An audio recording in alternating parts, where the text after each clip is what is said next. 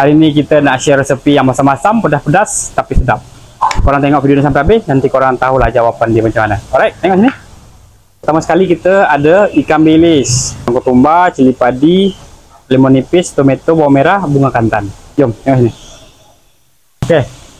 Pertama sekali kita sediakan air. Bagi dia mendidih dulu, kemudian kita masukkan ikan bilis. Sekejap saja, jangan lama-lama Rebus sekejap saja. Kemudian kita goreng. Baru kita goreng ikan bilis tadi. Macam tu. Setelah garing baru kita angkat. Oh, nampak bersih dia guys. Kemudian baru kita potong bawang. Pertama sekali bawang merah.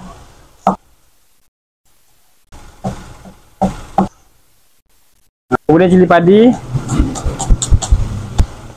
Ini bunga kantan.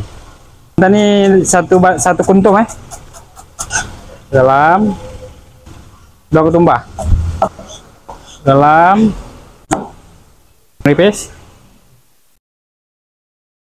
Lemon nipis, ada limau purut.